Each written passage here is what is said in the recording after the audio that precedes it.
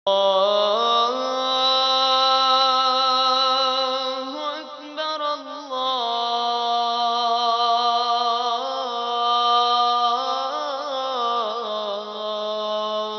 أكبر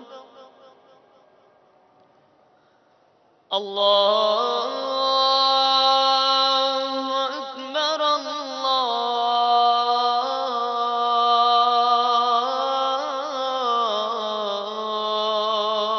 الله أكبر أشهد أن لا إله إلا الله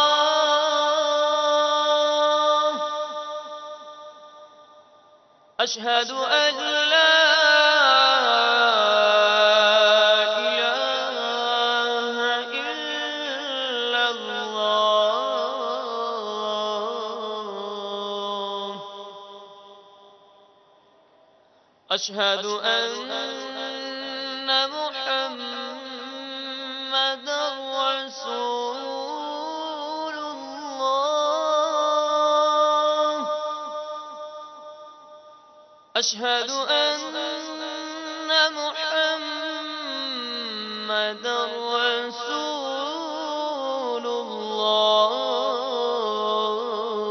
الله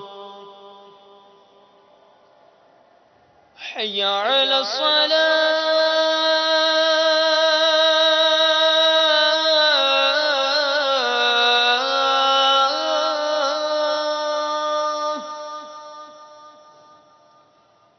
حي على الصلاة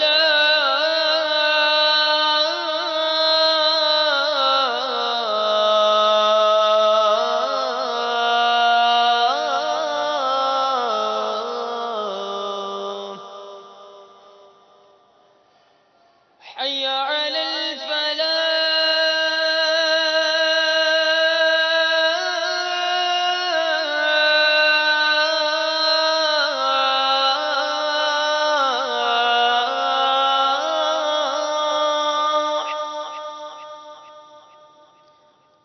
حي على الفلاح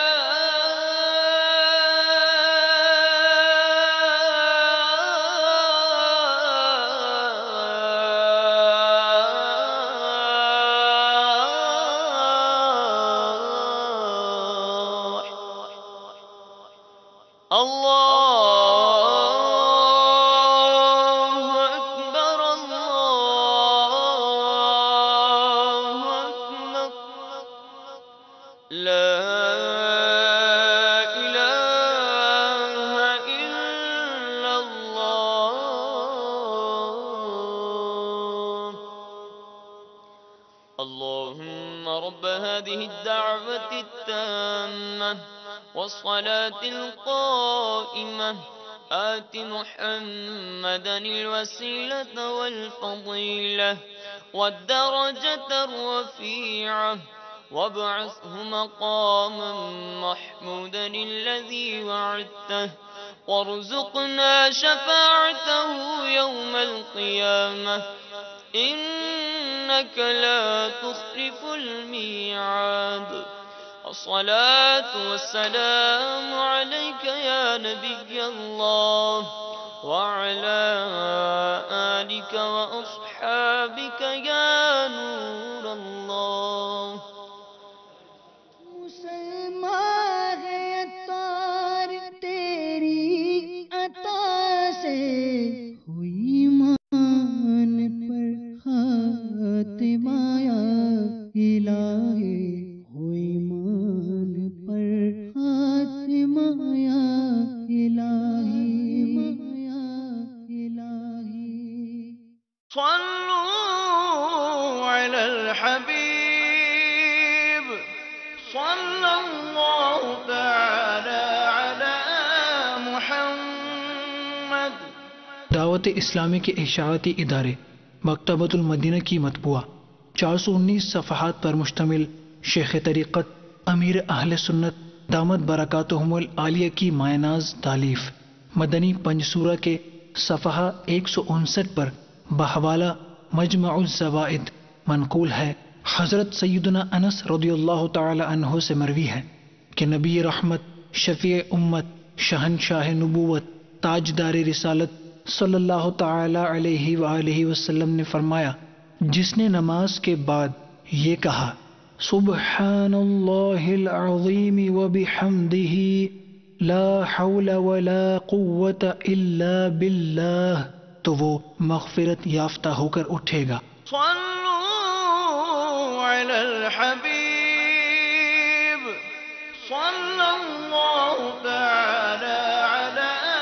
محمد۔ صلو علی الحبیب صلی اللہ تعالی علی محمد۔ مجھے اپنی اور ساری دنیا کے لوگوں کی اصلاح کی کوشش کرنی ہے انشاءاللہ عز و جل۔ صلو علی الحبیب صلی اللہ تعالی علی محمد۔ یاد رہے، مدنی چینل پر ٹیلی کاسٹ کیے جانے والے سلسلے مختلف مواقع کے مناظر اور آواز کی مکسنگ کے ساتھ پیش کیے جاتے ہیں۔ صلو علی الحبیب صلی اللہ تعالی علی محمد۔ فرمان مصطفیٰ صلی اللہ تعالی علیہ وآلہ وسلم، نیت المؤمن خیر من عملی، مومن کی نیت اس کے عمل سے بہتر ہے۔ اللہ عز و جل کی رضا پانے اور ثواب کمانے کی غرض سے سلسلہ دیکھنے سے پہلے اچھی اچھی نیتیں فرما لیجیے۔ اللہ عز و جل کی رضا کی خاطر علم دین حاصل کروں گا، سیکھ کر دوسروں تک نیکی کی دعوت پہنچاؤں گا، خاص خاص باتیں لکھوں گا، اول تاخر دیکھوں گا۔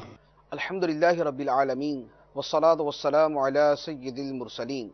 اما بعد فاعوذ باللہ من الشیطان الرجیم، بسم اللہ الرحمن الرحیم۔ الصلاة والسلام علیک یا رسول اللہ وعلی آلک واصحابک یا حبیب اللہ۔ الصلاة والسلام علیک یا نبی اللہ وعلی آلک واصحابک یا نور اللہ۔ سرکار مدینہ راحت قلب و سینہ صلی اللہ تعالی علیہ وآلہ وسلم کا فرمان عالی شان ہے، بروز قیامت دہشتوں اور دشوار گزار گھاٹیوں سے جلد نجات پانے والا شخص وہ ہوگا جس نے دنیا میں مجھ پر کثرت سے درود پڑھا ہوگا۔ صلو علی الحبیب صلی اللہ تعالی علی محمد صلی اللہ علیہ وسلم۔ شان اولیاء کے حوالے سے ہمارے یہ سلسلے جاری تھے۔ آج اللہ تبارک و تعالی کے ولیوں کے مقام و مرتبہ کے اعتبار سے قرآن و حدیث کی روشنی میں کلام کیا جائے گا۔ اللہ تبارک و تعالی نے اپنے ولیوں کو جو مقام اور مرتبہ عطا فرمایا وہ اللہ تعالی نے قرآن پاک میں بھی بیان فرمایا، اور اللہ کے حبیب صلی اللہ علیہ وآلہ وسلم نے احادیث مبارکہ میں بھی اس کو بیان فرمایا۔ اللہ تعالی ارشاد فرماتا ہے، الا ان اولیاء اللہ لا خوف علیہم ولا هم یحزنون الذین آمنوا وکانوا یتقون لہم البشری فی الحیاۃ الدنیا وفی الآخرہ۔ سن لو، بے شک اللہ کے ولیوں پر نہ کوئی خوف ہے اور نہ وہ غمگین ہوں گے، وہ جو ایمان لائے اور پرہیزگاری اختیار کرتے ہیں، ان کے لیے بشارت ہے دنیا کی زندگی میں اور آخرت میں۔ اس آیت مبارکہ کے شروع کے حصے پر ہم نے اپنے گزشتہ سلسلوں میں کلام کیا تھا۔ آخری حصہ لہم البشری فی الحیات الدنیا وفی الآخرہ، ولیوں کے لیے دنیا کی زندگی میں بھی بشارت ہے اور آخرت کی زندگی میں بھی خوشخبری ہے۔ اس حصے کی تفسیر میں علماء کرام نے متعدد اقوال بیان فرمائے۔ ایک بات تو یہ ارشاد فرمائی کہ یہاں خوشخبری سے مراد یا تو وہ خوشخبریاں ہیں جو اللہ تبارک و تعالی نے قرآن پاک کے اندر جا بجا بیان فرمائی۔ اللہ تعالیٰ تقوی والوں کے ساتھ ہے، اللہ تعالیٰ تقوی والوں سے محبت فرماتا ہے، اللہ تعالیٰ متقیوں کو یہ فضیلت عطا فرمائے گا، اللہ تعالیٰ متقیوں کو آخرت میں یہ درجہ عطا فرمائے گا۔ تو یہ جو قرآن پاک کے اندر جا بجا متقین کے لیے بشارتیں بیان کی گئی، یہاں پر لہم البشری کے اندر وہی بشارتیں مراد ہیں۔ دوسری تفسیر اس آیت مبارکہ کی یہ کی گئی کہ اس سے مراد اچھے خواب ہیں، بشرا سے مراد اچھے خواب ہیں جو مومن خود دیکھتا ہے یا اس کے لیے دیکھا جاتا ہے، یا تو وہ اللہ کا ولی خود اچھا خواب دیکھتا ہے یا اس کے بارے میں کوئی دوسرا اچھا خواب دیکھتا ہے، جیسا کہ کثیر احادیث مبارکہ میں یہ بات موجود بھی ہے۔ اور اس کا سبب کہ اللہ کا ولی اچھے خواب دیکھتا ہے، اس کا سبب یہ ہے کہ ولی کا دل اور اس کی روح دونوں ذکر الہی میں مستغرق رہتے ہیں۔ ولی کا دل اور اس کی روح اللہ کی یاد میں ڈوبے ہوئے رہتے ہیں، تو خواب کے وقت اس کے دل میں اللہ کے ذکر اور اللہ کی معرفت کے علاوہ اور کچھ نہیں ہوتا، اس لیے اللہ کا ولی اچھے خواب دیکھتا ہے۔ اور دوسری بات کہ خواب اس کے لیے دیکھا جائے، اللہ کے ولی کے بارے میں خواب دیکھا جائے کہ کسی نے اللہ کے ولی کو دیکھا کہ اس کا یہ مقام و مرتبہ ہے، یا اس کو اللہ تعالیٰ نے یہ فضیلت عطا فرمائی، یا اس کو ایک اچھی حالت کے اندر دیکھا ہے، تو یہ اس لیے کہ اللہ تعالیٰ کی بارگاہ میں اس ولی کا وہ مقام و مرتبہ ہوتا ہے جو کسی دوسرے کو دکھا دیا جاتا ہے۔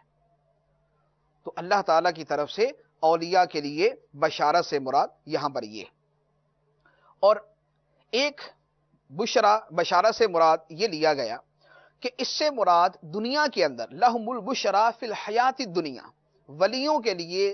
دنیا کی زندگی میں اچھی خوشخبری ہے۔ اس سے مراد ان کی وہ نیک نامی ہے جو اللہ تعالیٰ ولیوں کو دنیا میں عطا فرماتا ہے۔ چنانچہ امام نووی رحمۃ اللہ علیہ نے اسی کے حوالے سے کلام بھی فرمایا ہے کہ یہاں پر بشارت عاجلہ یعنی جلد خوشخبری سے مراد اللہ کی رضا، اللہ تعالیٰ کے اس بندے سے محبت فرمانے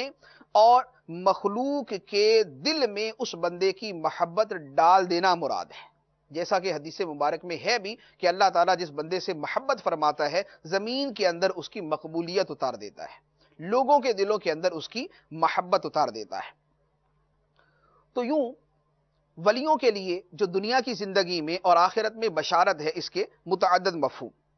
احادیث مبارکہ میں اللہ تعالیٰ کے ولیوں کے فضائل کثیر جگہوں پر بیان کیے گئے۔ متعدد احادیث ہیں بخاری شریف میں، مسلم شریف میں، حدیث کی دیگر کتابوں کے اندر۔ پہلی حدیث مبارک جو اولیاء کرام کے فضائل کو بیان فرماتی ہے، بخاری شریف کی حدیث ہے اور حدیث کا نمبر ہے 6508۔ حضرت ابو ہریرہ رضی اللہ تعالی عنہ روایت کرتے ہیں، سرکار دو عالم نور مجسم صلی اللہ تعالی علیہ وآلہ وسلم نے ارشاد فرمایا کہ اللہ تعالی ارشاد فرماتا ہے، یعنی یہ حدیث قدسی ہے کہ جس میں بیان اللہ کی طرف سے ہے اور الفاظ سرکار دو عالم صلی اللہ علیہ وآلہ وسلم کے۔ اللہ تعالیٰ فرماتا ہے، جو کوئی میرے کسی ولی سے دشمنی کرے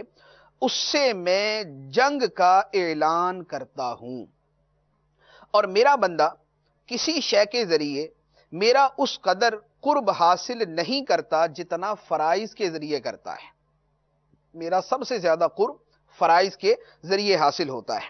اور میرا بندہ نوافل کے ذریعے ہمیشہ میرا قرب حاصل کرتا رہتا ہے، یہاں تک کہ میں اسے اپنا محبوب بنا لیتا ہوں۔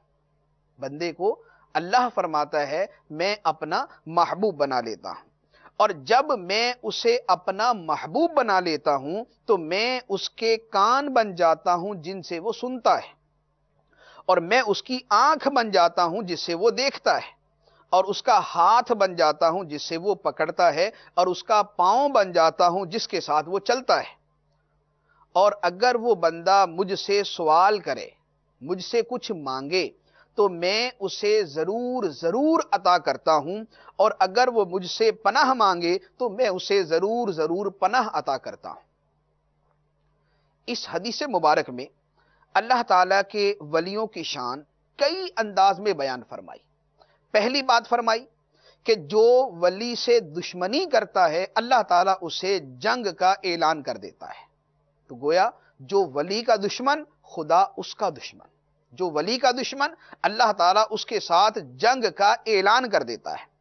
دوسری بات فرمائی کہ بندہ فرائض کے ذریعے میرا بے پناہ قرب حاصل کرتا ہے، سب سے زیادہ قرب حاصل کرتا ہے، اور نوافل کے ذریعے قرب حاصل کرتا رہتا ہے یہاں تک کہ اللہ تعالیٰ اس بندے کو اپنا محبوب بنا لیتا ہے۔ تو اللہ کا ولی اللہ کا محبوب ہوتا ہے، یہ دوسری فضیلت۔ تیسری فضیلت بیان فرمائی کہ جب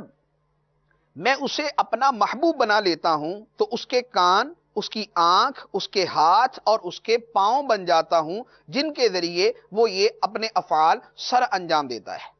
اس جملے کا جو مفہوم ہے وہ متشابہات میں سے بھی قرار دیا جا سکتا ہے، اور اس کا وہ معنی بھی لیا جا سکتا ہے جو علماء نے بیان فرمایا، وہ انشاءاللہ آگے ہم بیان کرتے ہیں۔ یہ تیسری فضیلت۔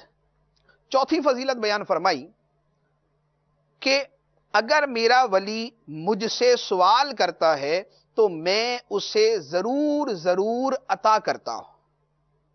اور پانچویں بات ارشاد فرمائی کہ اگر وہ مجھ سے پناہ مانگتا ہے تو میں اسے ضرور ضرور پناہ عطا کر دیتا ہوں۔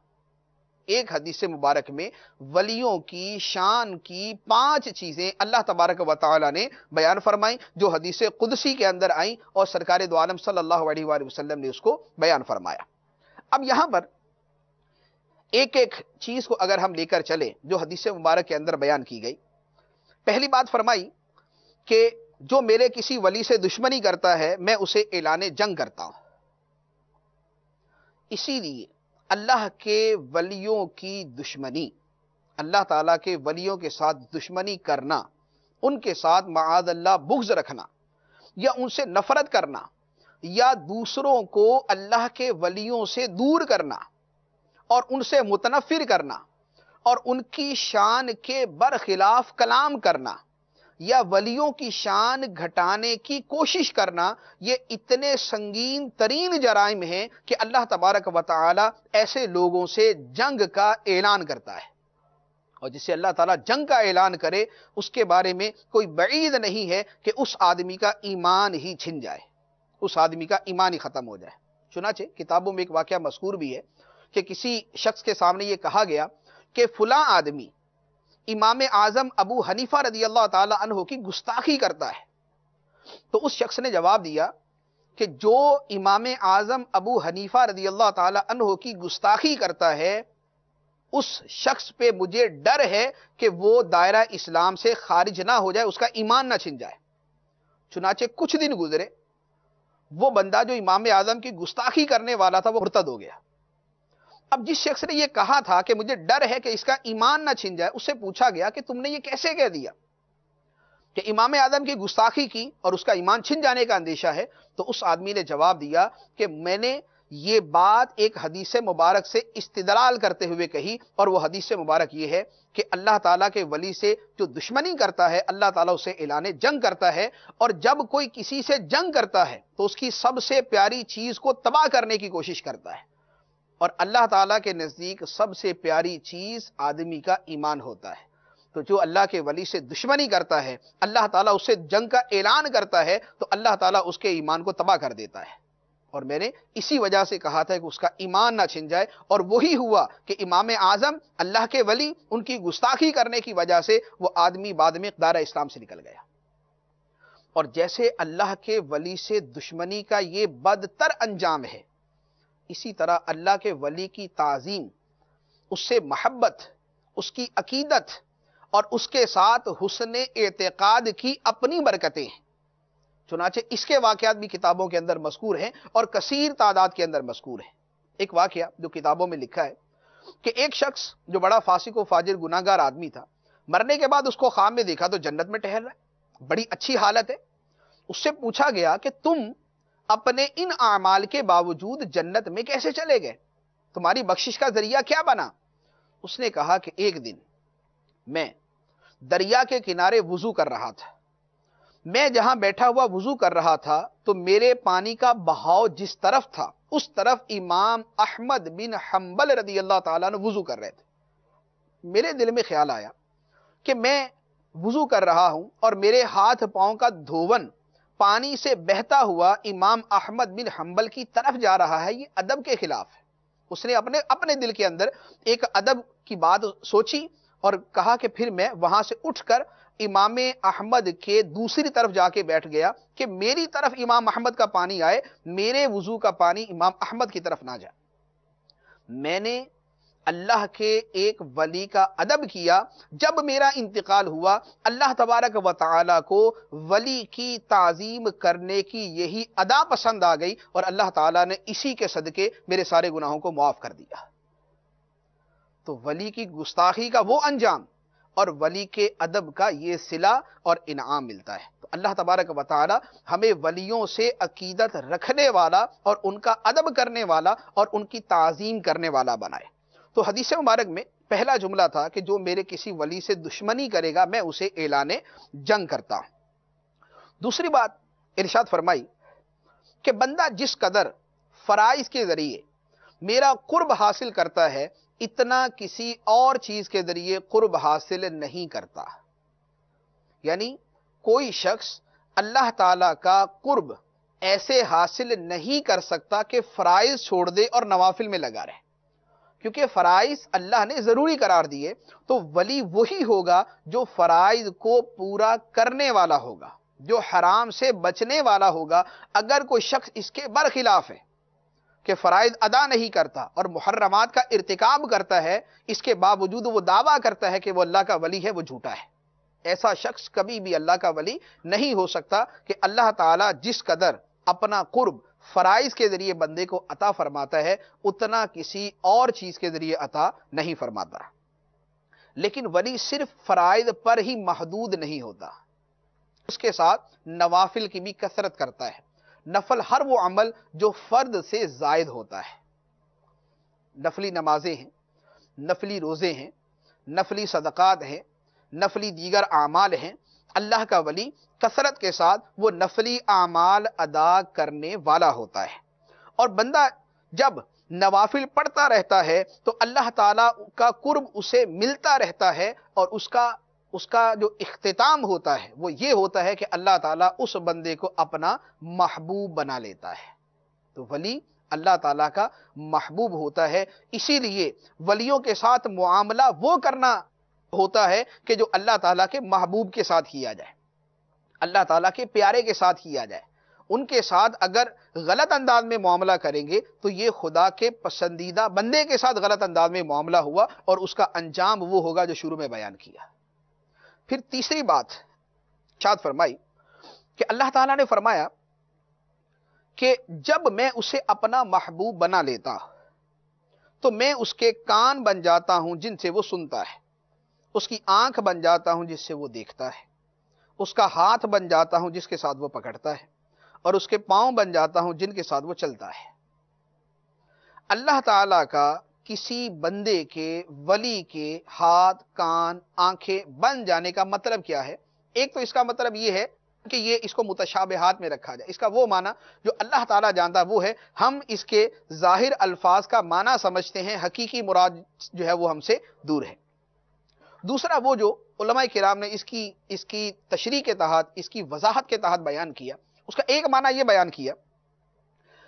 کہ اللہ تعالیٰ کے ولی کے ہاتھ، پاؤں، آنکھ، کان بننے کا مطلب یہ ہے کہ اس ولی کے یہ سارے اعضاء، اس ولی کے جسم کے سارے اعضاء اللہ تعالیٰ کی اطاعت کے علاوہ حرکت نہیں کرتے. اس کے کان سنتے ہیں تو اللہ تعالیٰ کا ذکر سنتے ہیں، اس کے کان سنتے ہیں تو اللہ تعالیٰ کی حمد سنتے ہیں، اس کے کان سنتے ہیں تو نیکی کی بات سنتے ہیں، اس کے کان گناہ سننے سے دور ہو جاتے ہیں، گناہ سننے سے محفوظ ہو جاتے ہیں، گناہ کی بات سننے سے دور ہو جاتے ہیں. اس کے کان ہر وقت اللہ تبارک و تعالیٰ کی اطاعت کے کاموں میں ہی مشغول رہتے ہیں. یہی حال اس کی آنکھ کا، یہی حال اس کے پاؤں کا، یہی حال اس کے ہاتھوں کا ہوتا ہے کہ اس کے اعضاء اللہ کی اطاعت کے کاموں میں لگ جاتے ہیں، کسی اور کام کی طرف نہیں جاتے، گناہ کے کام کی طرف نہیں جاتے. تو اللہ تعالیٰ کے بندے کے ہاتھ پاؤں بننے کا یہ مطلب. دوسرا مطلب امام فخر الدین رازی رحمۃ اللہ علیہ نے بیان فرمایا اور دیگر بھی علماء نے اس کو نقل فرمایا، وہ یہ ہے کہ جب بندہ فرائض اور نوافل کے ذریعے اللہ تعالیٰ کا ولی اور محبوب بن جاتا ہے تو اللہ تعالیٰ کے جلال کا نور اس کے کانوں میں سرایت کر جاتا ہے، اللہ تعالیٰ کے جلال کا نور اس کی آنکھوں میں سرایت کر جاتا ہے، اللہ تعالیٰ کے جلال کا نور اس کے ہاتھوں میں سرایت کر جاتا ہے، اللہ تعالیٰ کے جلال کا نور اس کے پاؤں میں سرایت کر جاتا ہے، اور اس کا نتیجہ یہ ہوتا ہے کہ وہ اللہ کا ولی اللہ کے جلال کے نور سے سنتا ہے، لہذا قریب سے بھی سنتا ہے اور دور سے بھی سنتا ہے۔ اللہ کے جلال کا نور اس کی زبان میں سرایت کرتا ہے تو وہ قریب والے کو بھی اپنی آواز سناتا ہے اور دور والے کو بھی اپنی آواز سناتا ہے۔ اس کی آنکھ میں سرایت کرتا ہے وہ نور، تو اس کی آنکھ قریب کو بھی دیکھتی ہے اور دور کو بھی دیکھتی ہے۔ اس کے ہاتھ میں وہ نور سرایت کرتا ہے تو اس کا ہاتھ قریب میں بھی تصرف کرتا ہے اور دور میں بھی تصرف کرتا ہے۔ اس کے پاؤں میں سرایت کرتا ہے تو اس کا پاؤں ایک قدم چلنے کے اندر ایک ظاہری فاصلہ بھی طے کر سکتا ہے اور ایک قدم چلنے کے اندر ساری دنیا کو بھی پار کر سکتا ہے۔ تو اللہ تعالیٰ کے جلال کا نور جب ولی کے اعضاء میں سرایت کرتا ہے تو پھر اس سے کرامات کا ظہور ہوتا ہے، پھر اس سے اس قدر ما فوق العادت چیزوں کا ظہور ہوتا ہے کہ جن کو ہم کرامت کے ساتھ تعبیر کرتے ہیں، وہ ہماری نظر کے اندر ما فوق العادت ہوتے ہیں، لیکن اولیاء کرام کے اندر اللہ تبارک و تعالیٰ کے نور کے وہ مظاہر ہوتے ہیں جو لوگوں کے دیکھنے میں آتے ہیں۔ اور اس کا ثبوت کہ اللہ تعالیٰ کے ولیوں کو ایسا تصرف، ایسی قدرت اور ایسا اختیار مل جاتا ہے کہ اللہ تعالیٰ کے جلال کا نور ان کے اندر ان چیزوں کو ظاہر فرماتا ہے، اس کا ثبوت قرآن میں بھی ہے، حدیث میں بھی ہے اور اولیاء کرام کی سیرتوں میں بھی ہے۔ قرآن پاک کو دیکھنا ہو تو قرآن پاک کے اندر 19ویں پارے میں سورہ نمل کے اندر واقعہ موجود ہے کہ حضرت سلیمان علیہ السلام کے سامنے جب ملکہ بلقیس کے تخت کے بارے میں بیان کیا گیا کہ بہت بڑا تخت ہے، سونے چاندی اور جواہرات سے مرصع ہے، عظیم الشان، طول و عرض رکھنے والا ہے، 1 مہینے کی مسافت کے فاصلے پر ہے۔ تو حضرت سلیمان علیہ السلام نے اپنے درباریوں سے فرمایا کہ تم میں کون ہے وہ جو تخت میرے پاس ملکہ بلقیس کے آنے سے پہلے لے کر آ جائے۔ تو آپ کی بارگاہ میں جنات بھی حاضر تھے، آپ کی بارگاہ کے اندر اللہ کے ولی بھی موجود تھے۔ جنات میں سے ایک جن نے کہا انا آتی کا بھی قبل ان تقوم من مقامک وانی علیہ لقوی امین، کہ اے سلیمان علیہ السلام آپ وہ تخت لانے کا فرما رہے ہیں، میں آپ کے پاس وہ تخت آپ کے اس مجلس سے کھڑے ہونے سے پہلے لا دوں گا۔ میرے اندر اتنی قوت ہے کہ میں آپ کے کھڑے ہونے سے پہلے اتنی دور سے وہ تخت آپ کی خدمت میں حاضر کر دوں گا۔ حضرت سلیمان علیہ السلام نے اس کی اس پیشکش کو شرف قبولیت نہ بخشا۔ اب دوسرا بندہ کھڑا ہوا، یہ جن تھا جو پہلے والا وہ جن تھا، اب دوسرا بندہ کھڑا ہوا، اور وہ کون تھا؟ اللہ تبارک و تعالی اس کے بارے میں خود ارشاد فرماتا ہے، اس کی شان کو اللہ تعالی نے خود بیان فرما دیا، فرمایا قال الذی عندہ علم من الکتاب، پھر اس نے کہا جس کے پاس کتاب کا علم تھا، جو صاحب علم تھا، جس کے پاس اسم اعظم کا بھی علم تھا، جو اللہ کا ولی تھا، اب اس کی جو قدرت اور جو اس کا اختیار اور جو اس کی طاقت تھی اللہ تعالیٰ نے اس کو بیان فرمایا۔ اس نے عرض کیا اے سلیمان علیہ السلام انا آتی کا بھی قبل ان یرتد الیک طرفک، میں وہ تخت آپ کے پاس آپ کے پلک جھپکنے سے پہلے حاضر کر دوں گا۔ یہ اللہ کے ولی کی قدرت تھی، یہ اللہ کے ولی کی شان تھی، یہ اس کی طاقت تھی کہ وہ عرض کرتا ہے کہ آپ کے پلک جھپکنے سے پہلے میں وہ تخت آپ کی بارگاہ میں حاضر کر دوں گا۔ اور پھر ہوا کیا؟ فرمایا کہ فلما رآہ مستقرا عنده قال هذا من فضل ربی، تو جب سلیمان علیہ السلام نے اسے اپنے پاس موجود دیکھا، یعنی اس اللہ کے ولی نے کہا اور پھر حاضر بھی کر دیا، پلک جھپکنے سے پہلے اس نے وہ تخت سلیمان علیہ السلام کی بارگاہ میں حاضر کر دیا۔ تو یہ جو طاقت، اختیار، جو قدرت اس اللہ کے ولی کے ہاتھوں سے ظاہر ہوئی کہ اس قدر جلد اس نے اتنے عظیم الشان ایک کارنامے کو سر انجام دے دیا، وہ کیا تھی؟ وہ وہی بات تھی کہ جب اللہ تعالیٰ کسی بندے کو اپنا محبوب بنا لیتا ہے تو اس کے کان بن جاتا ہے جن سے وہ سنتا ہے، اس کی آنکھ بن جاتا ہے جس سے وہ دیکھتا ہے، اس کے ہاتھ بن جاتا ہے جس سے وہ پکڑتا ہے۔ تو اللہ تعالیٰ کے وہ جلال کا نور اور اللہ تعالیٰ کی عطا کی ہوئی قدرت جب اس بندے میں آ جاتی ہے تو پھر اس کے لیے قریب و بعید کا فاصلہ ختم ہو جاتا ہے۔ جیسے ہم پلک جھپکنے سے پہلے یہاں کی چیز اٹھا کر یہاں رکھ سکتے ہیں، اس لیے کہ ہماری قدرت اتنی ہے، ہمارے ہاتھوں میں طاقت اتنی ہے لیکن جو اللہ کا ولی، جو خدا کا محبوب بن چکا اور جس کے ہاتھوں میں اللہ تعالیٰ کا نور سرایت کر چکا اور جسے اللہ تعالیٰ قدرت عطا کر چکا ہے، اس کی قدرت پھر قریب تک محدود نہیں رہتی بلکہ دور تک پہنچ جاتی ہے۔ اس لیے جیسے ہم قریب کی چیز اٹھا کر ادھر سے ادھر کر سکتے ہیں، اللہ کا ولی دور کی چیز اٹھا کر یہاں پہنچا سکتا ہے۔ تو یہ اسی حدیث مبارک میں بیان کردہ چیز کا ظہور ہے جو اللہ تبارک و تعالیٰ نے قرآن پاک میں بیان فرمایا۔ اور اسی بات کو کہ اللہ کے ولی کی نگاہ اس قدر طاقتور اور اس قدر دور تک دیکھنے والی ہو جاتی ہے، اسی کو سرکار غوث پاک رضی اللہ تعالی عنہ نے بیان فرمایا۔ اپنے قصیدے کے اندر ارشاد فرماتے، قصیدہ غوثیہ میں فرمایا، نظرت الی بلاد اللہ جمعا کخردلۃ علی حکم اتصالی، میں نے اللہ کے تمام ملکوں کی طرف نظر کی ایسے جیسے اپنی ہاتھ کی ہتھیلی پر رکھے ہوئے رائی کے دانے کو دیکھ رہا۔ یعنی سرکار غوث پاک رضی اللہ تعالی عنہ فرماتے ہیں کہ اللہ تعالیٰ کے تمام ممالک، تمام بلاد، تمام دنیا، اس کو میں ایسے دیکھتا ہوں جیسے اپنی ہاتھ پر رکھے ہوئے ایک رائی کے دانے کو دیکھتا ہوں۔ یہ نگاہوں کا کمال، یہ نگاہوں کی قوت، یہ دور و نزدیک سے دیکھنے کی طاقت، یہ اللہ تبارک و تعالیٰ تب عطا فرماتا ہے جب اس بندے کو اپنا محبوب بنا لیتا ہے اور اللہ تعالیٰ کے جلال کا نور اس کی آنکھوں میں سرایت کر جاتا ہے۔ چوتھی بات جو اس بیان کردہ حدیث قدسی کے اندر بیان کی گئی، ارشاد فرمایا، وَلَئِن سَأَلَنِي لَأُعْتِيَنَّهُ،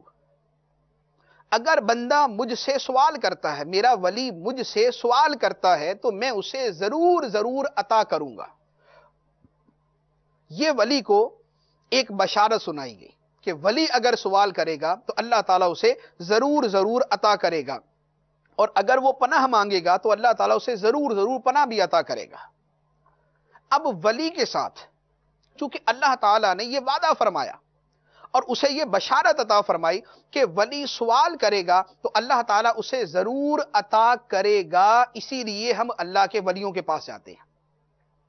ہمیں اپنی زبان کا پتہ ہے کہ ہماری زبان کیسی ہے، ہمیں اپنے ہاتھوں کا پتہ ہے کہ ہمارے ہاتھ کیسے ہیں، ہمیں اپنے اعمال کا پتہ ہے کہ ہمارے اعمال کیسے ہیں۔ ہمارے ساتھ وہ 50 اسباب موجود ہوتے ہیں جو قبولیت دعا سے مانے ہوتے ہیں، اگرچہ قبولیت کے یقین کے ساتھ دعا کرنی چاہیے، لیکن چونکہ ولیوں کا معاملہ جدا ہوتا ہے، جو اللہ تعالیٰ نے وعدہ ان کے ساتھ فرمایا ہے وہ ہر ایک کے ساتھ نہیں۔ یہاں انہی کے بارے میں فرمایا، وَلَئِن سَأَلَنِي لَأُعْتِيَنَّهُ، اگر میرا ولی مجھ سے سوال کرتا ہے میں اسے ضرور ضرور عطا کرتا ہوں۔ تو ہم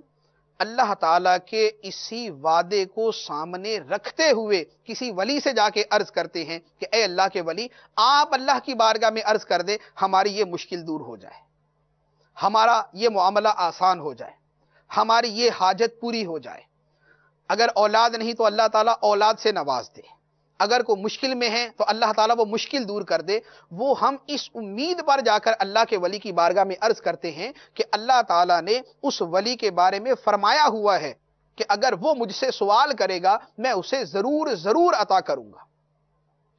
تو جب اللہ تعالیٰ اسے ضرور ضرور عطا کرے گا، ہم اس لیے ولی سے کہتے ہیں کہ ہم اس سے کہہ دیتے ہیں یہ خدا کی بارگاہ میں عرض کرے گا تو اللہ تعالیٰ ضرور ضرور عطا کرے گا۔ تو اولیاء کرام سے سوال کرنے میں، ان کی بارگاہ میں عرض کرنے میں، ان سے مشکل کشائی چاہنے میں،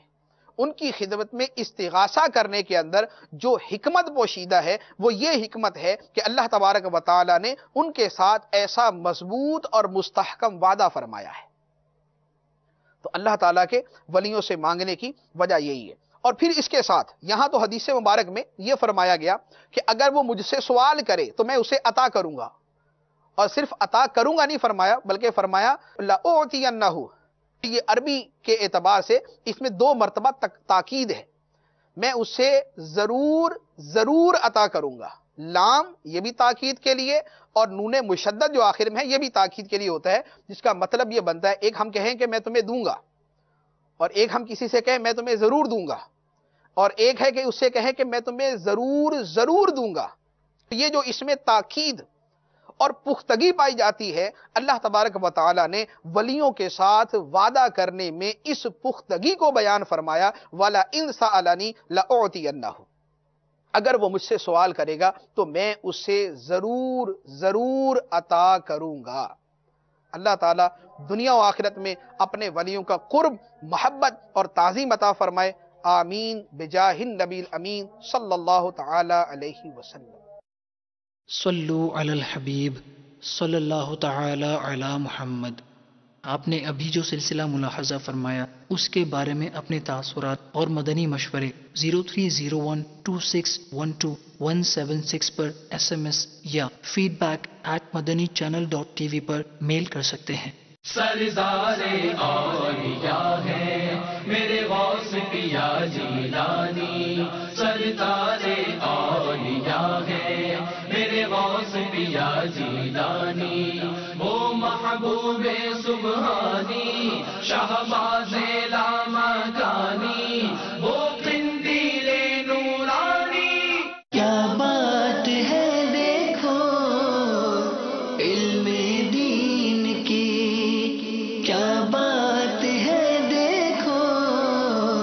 علم دین کی، آؤ سیکھیں سکھائیں ہم سبھی کو بتائیں، آؤ سیکھیں سکھائیں ہم سبھی کو بتائیں، کیا بات ہے دیکھو علم دین کی، کیا بات ہے دیکھو علم دین کی۔ یہ ذہنی آزمائش ہر جگہ سے طلباء آئے، یہ ذہنی آزمائش ہر جگہ سے طلباء آئے، کیا بات ہے دیکھو علم دین کی، کیا بات ہے دیکھو علم دین کی، بات ہے دیکھو علم دین صلو علی الحبیب صلی اللہ تعالی علی محمد۔ مجھے اپنی اور ساری دنیا کے لوگوں کی اصلاح کی کوشش کرنی ہے۔ صلوا علی الحبیب صلی اللہ تعالی علی محمد۔ دعوت اسلامی کے اشاعتی ادارے مکتبۃ المدینہ کی مطبوعہ 419 صفحات پر مشتمل شیخ طریقت امیر اہل سنت دامت برکاتہم العالیہ کی مایہ ناز تالیف مدنی پنجسورہ کے صفحہ 84 پر بحوالہ تفسیر روح المعانی منقول ہے،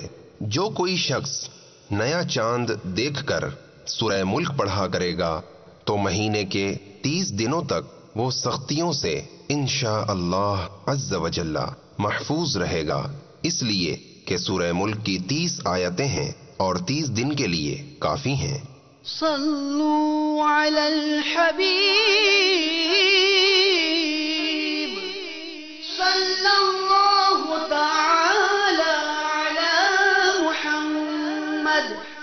صلو علی الحبیب صلی اللہ تعالی علی محمد۔ مجھے اپنی اور ساری دنیا کے لوگوں کی اصلاح کی کوشش کرنی ہے۔